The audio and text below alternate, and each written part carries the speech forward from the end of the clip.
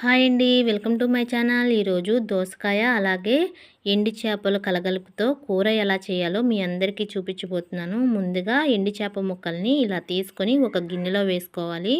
ఇవి పెద్ద సైజు, ఇందులో ముళ్ళు కూడా లేవు అండి. అయితే వీటిని ఒక గిన్నెలో వేసుకున్న తర్వాత కళాపెళా కాచుకున్న వేడి నీళ్ళని ఇందులో వేసేసి ఒక్క 10 నిమిషాల పాటు నాననివ్వాలి. వీటిని ఒక 10 నిమిషాలు మూత పెట్టుకుని పక్కన పెట్టుకుందాం. 10 నిమిషాల తర్వాత ఇలా నానిపోయాయండి. వీటిని ఇట్లా రుద్దుకుంటూ మనం క్లీన్ చేసుకోవాలి. వీటికి తెల్లగా ఇలా పొల్చల్లే ఉంటుంది కదా, దీన్నంతా శుభ్రంగా క్లీన్ చేసేసుకోవాలి. అలాగే కొంచెం ఈ ఉప్పు చేప ముక్కలు కదా, ఉప్పు ఎక్కువగా ఉంటుంది. ఈ 10 నిమిషాలు నానటం వలన ఈ ఉప్పు కూడా కరిగిపోయి కొంచెం ఉప్పు అనేది తగ్గుతుంది. ఇలా శుభ్రంగా క్లీన్ చేసేసుకొని ఈ నీళ్ళని వడపోసేసి నేను మళ్ళీ 2-3 సార్లు వేరే వాటర్తో కడిగేసుకున్నాను.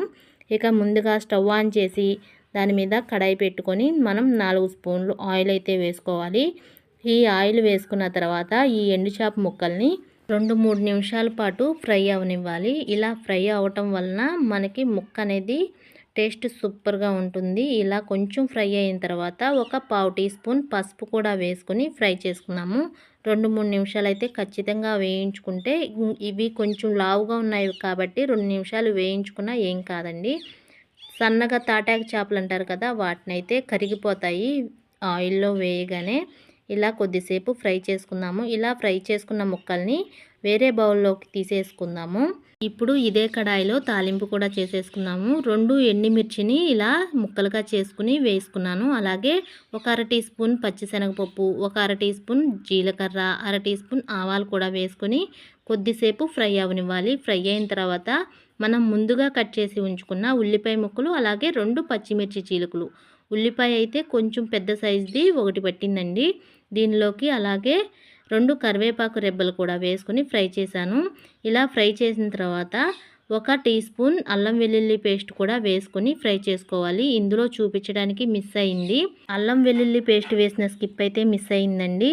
అలాగే ఇందులోకి 2 దోసకాయలను అయితే తీసుకున్నాను. ఇలా సన్నగా ముక్కలుగా కట్ చేసుకొని ఇందులోకి వేసేసుకోవాలి. ఇలా వేసుకున్న తర్వాత ఒక అర టీ స్పూన్ సాల్ట్ కూడా వేసుకొని బాగా కలుపుకొని ఒక 2-3 నిమిషాల పాటు మూత పెట్టుకుని ఉడికించుకుందాము.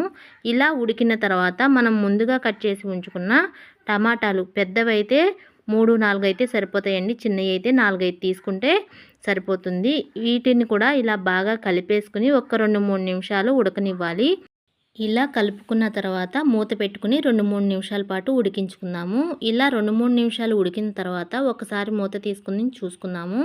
ఇలా చూసుకున్నట్లయితే టమాటాలు కూడా బాగా ఉడికిపోయాయి కదా. ఇందులోనే మనం ముందుగా వేయించి ఉంచుకున్న ఈ ఎండు చేప ముక్కలను కూడా వేసి బాగా ఒకసారి కలుపుకొని మన టేస్ట్కి సరిపడా కారం కూడా వేసుకోవాలి. ఇలా వేసుకున్న తర్వాత ఒక గ్లాసుడు నీళ్లు కూడా వేసుకొని బాగా కలుపుకోవాలి. ఇలా కలుపుకొని ఒక్క 3 నిమిషాల పాటు మూత పెట్టుకుని ఉడికించుకుందాము.